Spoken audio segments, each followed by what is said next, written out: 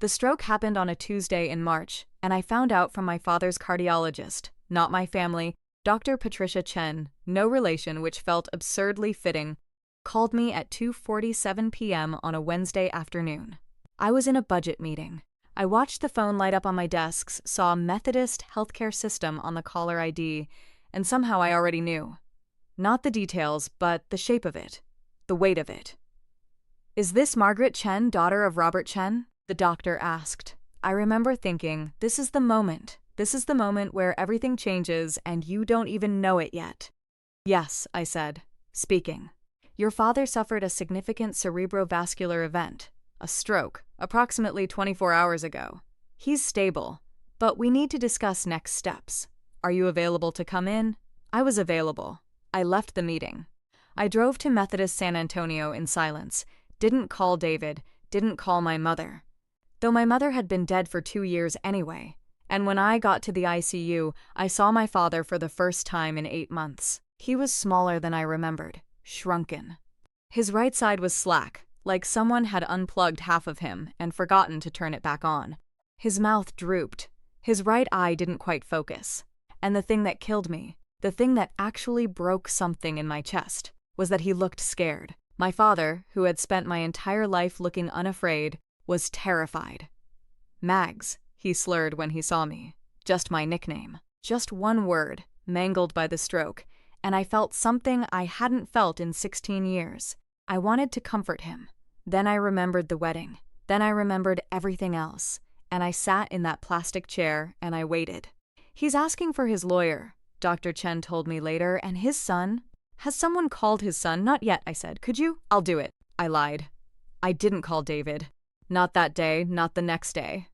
I called the nursing home and made arrangements. I talked to the neurologist, the occupational therapist, the physical therapist. I filed FMLA paperwork at my job. I became the person who showed up, which was, I guess, the story of my entire life. David called me on Friday. "Holy shit, Mags, is Dad okay? I just heard from someone at the club. Why didn't you call me?" "I'm calling you now," I said. "What happened? Is he stroke?" "Right side affected. They're not sure about permanent damage yet. He's stable." "Fuck. Okay. Should I come down?" "I'm in Dallas this week. I have 3 showings." "Your father had a stroke, David." I know. I have these clients. "It's a major deal, but I can probably reschedule for next week." I hung up, not to be dramatic. Just because I couldn't listen to another minute of David Chen explaining why his real estate empire was more important than our father's neurological crisis. I hung up and I went back to my father's house. His house, where I'd grown up, where every holiday had been a referendum on which child he loved more. And I sat in his study and I looked at the family photos on his desk. There was David at his high school graduation, grinning, Dad's arm around him. There was David at 25, closing his first commercial property, Dad beaming in the background.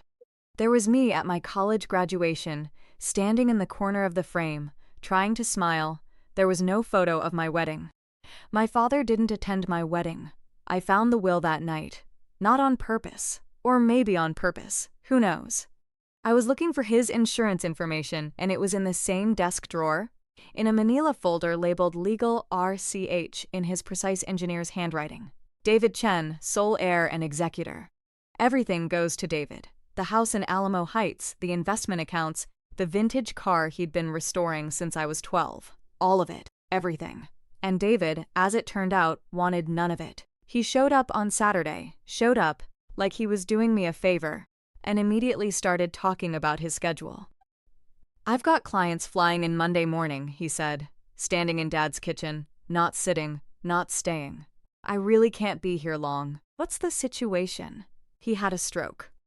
Right hemisphere. The doctors are saying best case scenario, he regains maybe 60–70% of function. Worst case, what does he need, like physically? 24/7 care. Someone has to help him with everything. Eating, bathing, bathroom, he can't be alone." David nodded like I was reciting a shopping list. "Okay, so we hire someone. A nurse. That's what they do. I'll obviously help with costs. But I'm in the middle of this massive deal, and honestly, my legal situation is a bit." He stopped. Didn't finish the sentence. But I knew. Everyone knew by then about the embezzlement, the federal investigation, the $400,000 missing from a client's trust account that David had funneled into his real estate investments. The charges were coming. His lawyer was hinting at it. And our father didn't know yet. "Your legal situation," I repeated. "Don't start," David said. "I'm not starting anything. I'm asking, what legal situation?" "It's complicated. It's going to be fine. My lawyers are handling it." He left that afternoon. Said he had to get back to Dallas. Didn't visit Dad. Didn't even go to the ICU. Just stood in the kitchen for 45 minutes and then drove away. I watched him go, and I realized something that I should have realized years ago. I didn't have to fix this. I could have called a nursing home. I did call a nursing home. I could have hired a caregiver. I could have done that, but I didn't have to. There was another option. There had always been another option. I was just the only one who ever picked it. For 16 years, I'd been picking it. Let me back up. Let me tell you how we got here. Because the stroke is the ending, and you need to understand the beginning to understand why I did what I did next. My father, Robert Chen, came to San Antonio in 1982 with $3,000, a degree in mechanical engineering, and a complete inability to be emotionally vulnerable. He built a manufacturing company from nothing. By the time I was born in 1990, we had money. Real money. The kind that meant a big house in Alamo Heights, private school options, and a father who was never, ever home. He was at the factory or the country club or some business dinner. My mother, Linda, was the one who was there. She made sure we went to school, made sure we did our homework, made sure we had birthday cakes. She also made sure we understood that Dad was providing everything, so we owed him our gratitude and our best behavior. I understood the assignment early. David didn't arrive until 1994, 4 years younger. And from the moment he was born, something shifted in my house. It wasn't obvious at first. I was only 4, so I didn't have the vocabulary to understand what was happening. I just noticed that Dad came home earlier on days when David was around. I noticed that Dad took David to the country club on Saturday mornings, even though David was 5 and could barely hold a golf club. I noticed that when David cried, Dad picked him up, but when I cried, I got told to toughen up. By the time I was 10, it was a full pattern. David got a new bike for his birthday. Top-of-the-line mountain bike. Cost more than I wanted to think about. I got a used one my parents had found at a garage sale. When I asked about it, my mother said, "You're a girl, you don't really need an expensive one. You're not going to be riding that hard anyway." David wanted guitar lessons. Dad said yes immediately. I wanted piano lessons. Mom said, "Maybe when you're older, honey. Right now, David really needs the creative outlet." David got a new car for his 16th birthday, a used but nice Honda Civic. I got my mother's old Camry. When I pointed out the unfairness, Dad said, "David needs reliable transportation for work." David didn't have work. David was 16. And the thing is, my mother wasn't trying to be cruel. She was trying to keep the peace. She kept telling me it was just how Dad was, how he was with his own parents, how men were. She kept telling me that my job was to be the strong one, the reliable one, the one who didn't need as much. I internalized that message so hard, I didn't even realize I was angry about it. Not until Madison High School, summer of 2008. I was 18, David was 14, and something shifted again. I don't remember the exact moment, because it was gradual, like watching a line appear in your vision, and then realizing it's a crack in the windshield. But by the time senior year hit, I was aware of it. I was angry, not at David. David was 14 and clueless and mostly kind, if self-absorbed. I was angry at my father. He'd missed my junior year theater performance. I'd played Elphaba in Wicked. I'd worked my ass off on that role. And on opening night, he had a business emergency and couldn't make it. David was at the performance, cheering his head off, crying at the end. My mother cried too. But my father was at the office, handling something important. David made the freshman soccer team that same year. Dad went to every single game. I remember standing in the audience at David's first game, watching my father in the bleachers, arms crossed, completely focused, and I thought, oh, this is it. This is the moment I understand what I am to him. Not a disappointment. Not yet. just invisible. The invisibility thing was worse than being hated would have been. Hatred would have meant something. Hatred would have meant he had an opinion about me. But invisibility meant that whatever I did, whatever I achieved, it was just background noise to the real story, which was David's senior year. I got a 4.0 GPA. Dad mentioned it once at dinner. That's nice, Mags. Then he turned to David, who was struggling in freshman algebra, and asked if he'd found a tutor yet. Spent 20 minutes discussing tutoring options. I got accepted to UT Austin, full merit scholarship, which meant no cost to him, all prestige to us. At dinner, I announced it. I remember the exact moment. I was so nervous, my hands were shaking. I thought maybe this would be the moment he was proud. My father said, "That's wonderful. Your mother and I are very proud." David spilled his milk. My father spent the next 5 minutes helping David clean it up. And then another 5 minutes asking David about his day. Nothing else about my scholarship was mentioned. That night, I cried in my room for the first time in years, and I remember thinking, I'm leaving this house and I'm never coming back. I meant it. I really, truly meant it. But of course, I did come back. Not physically. At first, I moved into the dorms at UT and dove into school like my life depended on it. I worked 3 part-time jobs to pay for everything my scholarship didn't cover. I made the dean's list every semester.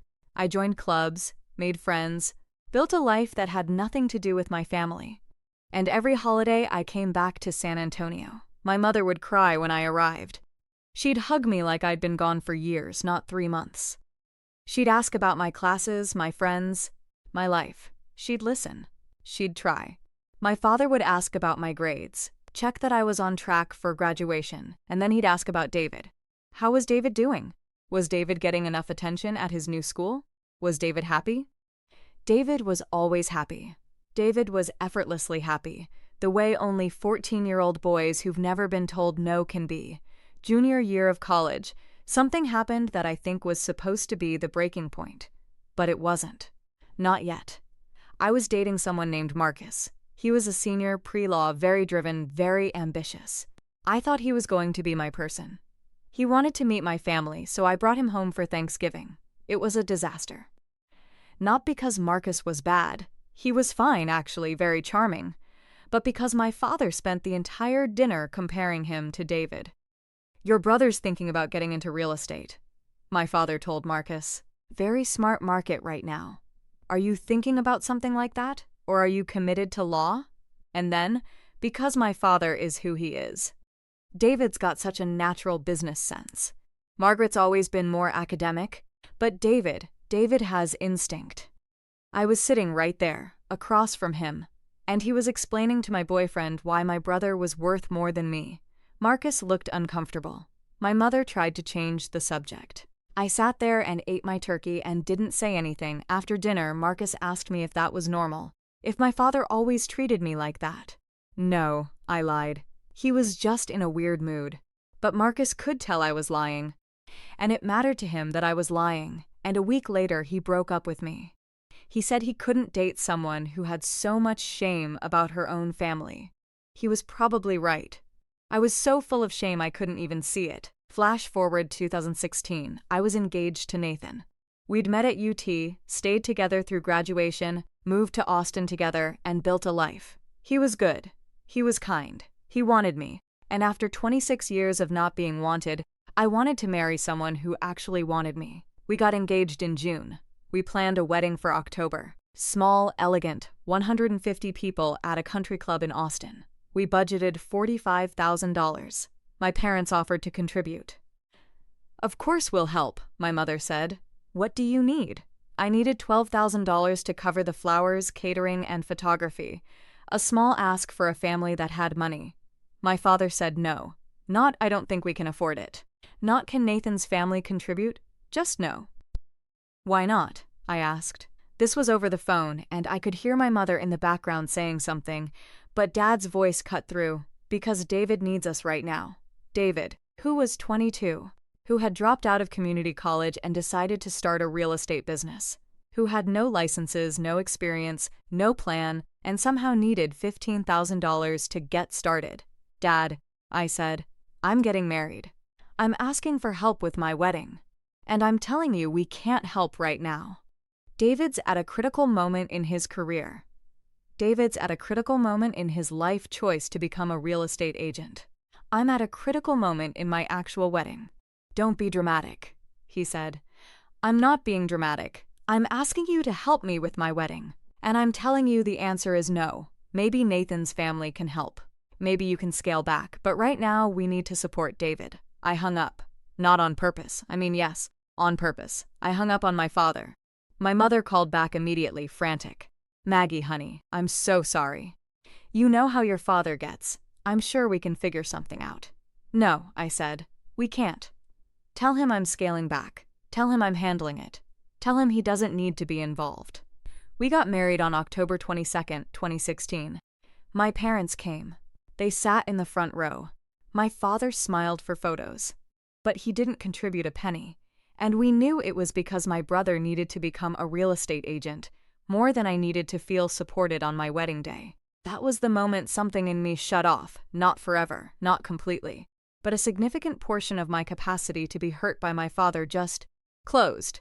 Like a door locking. I didn't rage. I didn't cut contact. I didn't do anything dramatic. I just became less available. I visited less. I called less. I responded to his calls with shorter and shorter conversations until he got the hint and stopped calling as much. I became what he'd always treated me as, someone peripheral to his actual life. And it was, honestly, a relief. The next 8 years were quiet. I built my career. I became an executive project manager at a tech firm in Austin, made good money, bought a small house with Nathan. We talked about kids but weren't in a rush. Life was fine, stable. Distant from my family but stable. My mother died in 2022. Pancreatic cancer. Fast, aggressive, the kind that takes you in 6 months. I flew down for her funeral, and for a moment, just a moment, I thought maybe my father would use it as an opening. Maybe he'd apologize. Maybe he'd acknowledge that he'd been unfair. Maybe he'd say something like, "I've realized my priorities have been wrong." He didn't. At the reception, he spent an hour talking to David about the commercial real estate market in San Antonio. He spent 5 minutes asking me how work was going. I went back to Austin the next day. David went to Florida with a girl he was dating. And my father became a widower in a big house in Alamo Heights, with a son who didn't visit, and a daughter who'd learned to need him about as much as he needed us. Which was to say, not at all. Then came March 2024, and the stroke, and suddenly I was back in that house, making decisions, showing up, being the one who fixed things. It took me a week to figure out my strategy. The first week was pure logistics. Get him stable, get him into a rehab facility, set up the care plan.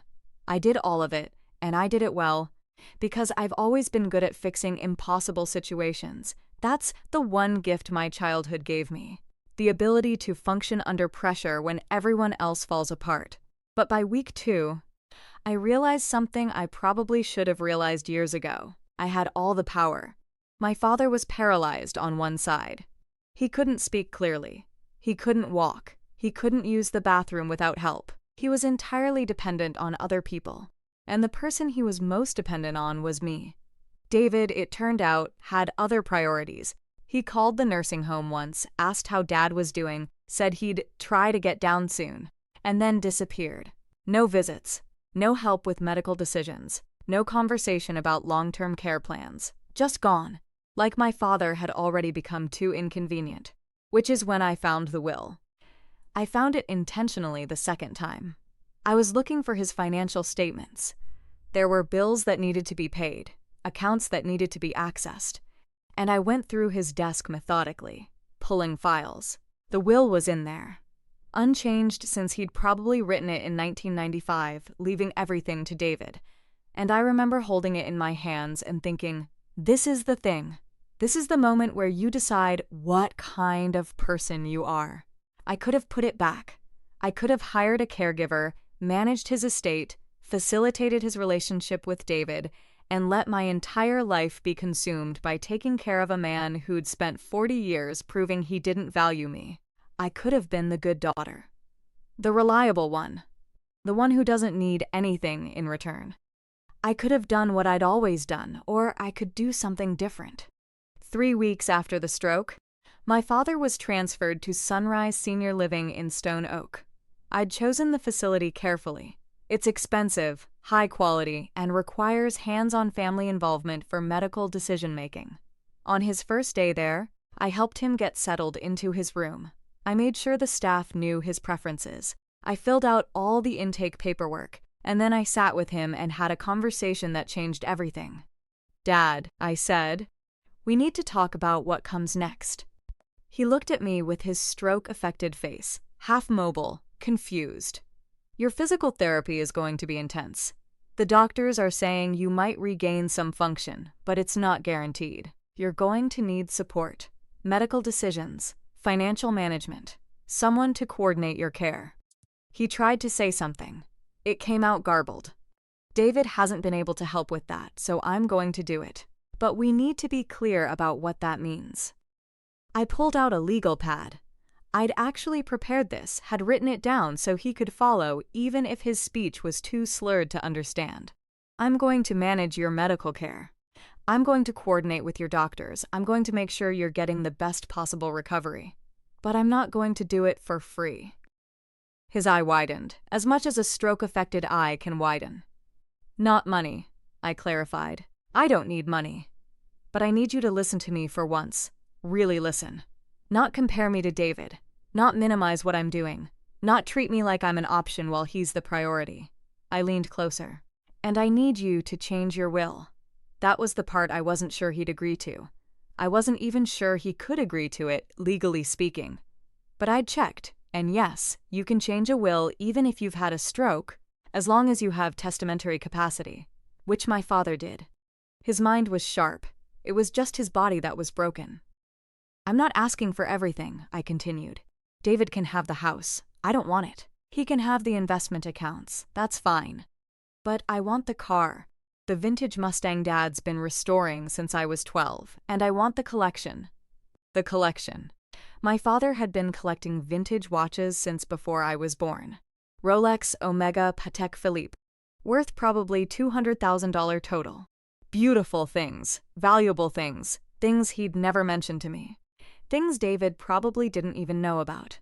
"That's fair," I said. "You favored David my entire life. I'm asking for the thing you've loved more than family, and I'm asking for it now while you're vulnerable enough to say yes. I'm not proud of that conversation, but I'm not ashamed either." My father stared at me for a long moment, and then he tried to nod. I called his lawyer the next day.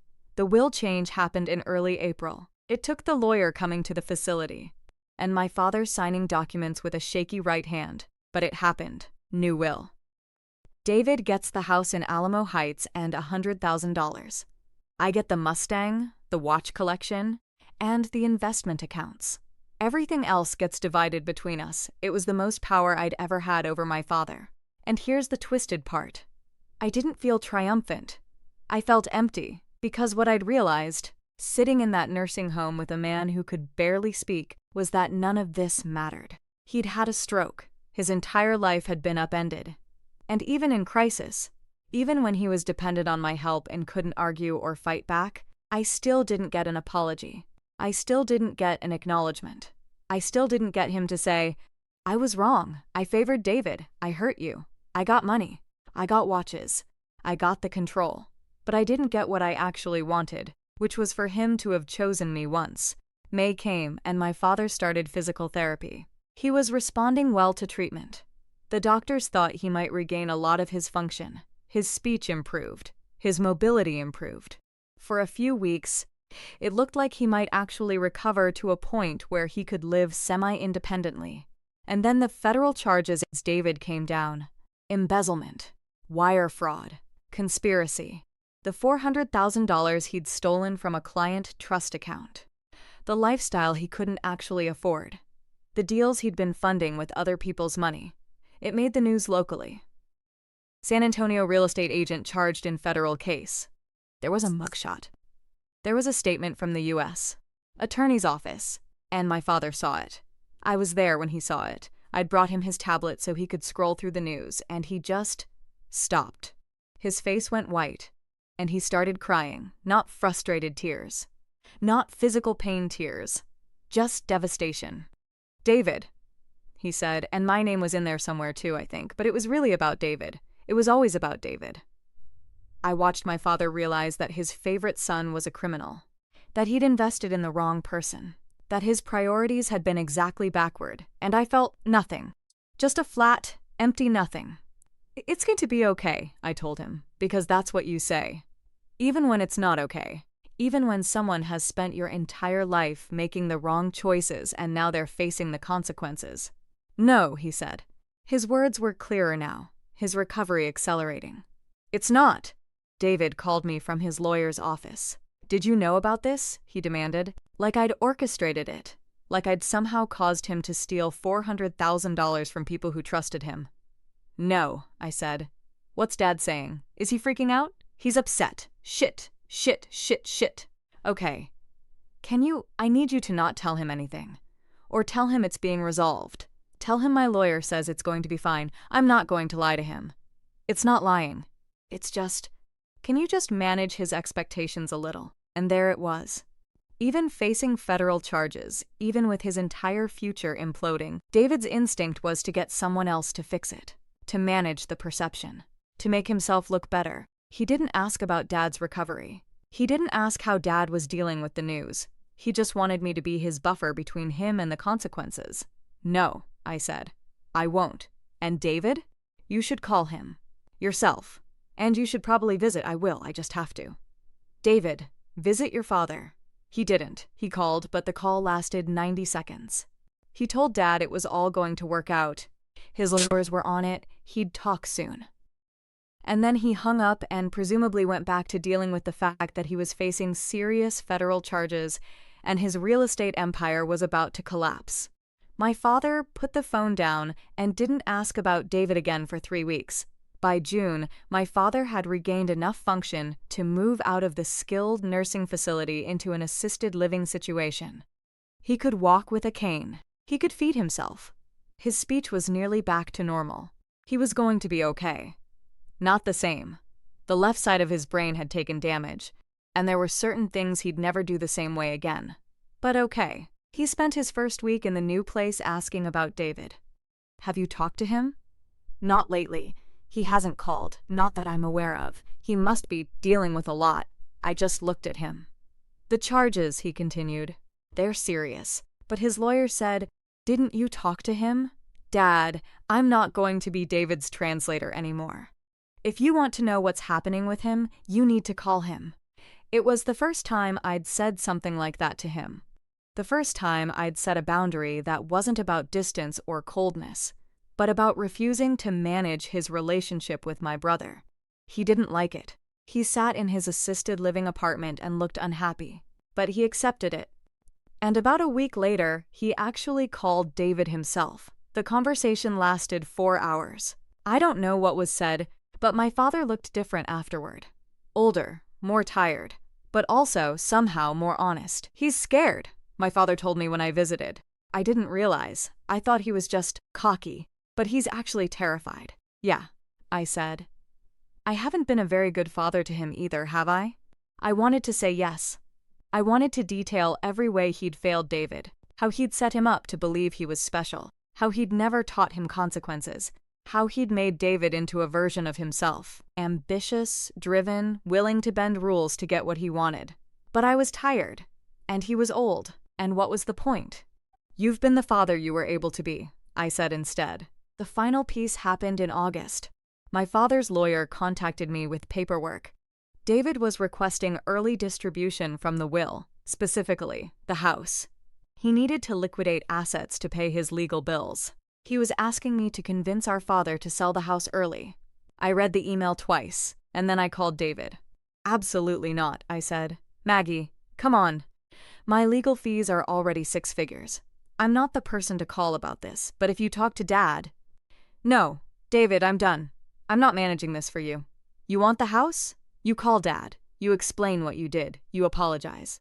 And then you ask him yourself. I don't care. That's not my problem. I've spent my entire life fixing things for you while you got credit for being special. I'm not doing it anymore. I hung up, and this time, David actually did it. He called my father. And my father said no. My father, who had always given David everything, who had chosen David over me my entire life, actually said no. He said, "No, David, you need to deal with this yourself. You made this bed." I found out about it from my father, not David. I told him he could figure it out, my father said. He sounded almost proud. Is that wrong? No, I said. That's exactly right. So here's where we are now. December 2024. My father is living in assisted care in San Antonio. He's recovered about 75% of his function. He still has good days and bad days, but he's stable. He's reading again. He's even started woodworking in the craft center at Sunrise. David's trial is scheduled for next spring. He's considering a plea deal. His real estate empire is collapsing. His girlfriend left him. He moved back to San Antonio with our father, which is its own kind of punishment. And me? I have the Mustang. I have the watches. I have the investment accounts. But more than that, I have clarity. I realize something that I think everyone who's been the invisible child has to realize eventually. You don't need your parents to choose you. You don't need them to prove you were always worth loving. You don't need them to apologize or acknowledge or understand. What you need is to choose yourself. For 34 years, I was waiting for my father to say I was good enough. I was waiting for him to see me. And when he finally had to see me, when he was paralyzed and dependent and had no other choice, what I discovered was that it didn't fix anything. It just made me the person with power, which sounds like winning until you realize that what you actually wanted was love, and power is just its ugly cousin. I still visit my father every other week. We have coffee together. We talk about his recovery, about his therapy, about the books he's reading. We don't talk about David, not really. We don't talk about the past, and we definitely don't talk about the future. But here's the thing that would probably shock people who read this story and think it's about revenge. I'm not satisfied. Not the way a real revenge story should end. In the movies, the person who was wronged gets their comeuppance. In this story, I got money, and my father got devastated, and David got arrested.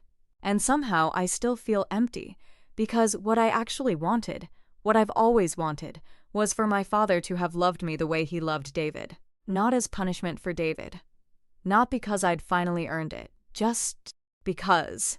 And that's the one thing no payoff can ever give you. So I guess the revenge, if you want to call it that, isn't something David experienced or my father experienced. It's something I experienced. It's the revenge of moving on, of building a life that doesn't depend on their approval, of becoming successful enough that I don't need the investment accounts or the Mustang or the watches. I could give them all back and I'd still be fine. That's the real payoff. That's the thing that finally makes me feel like I won.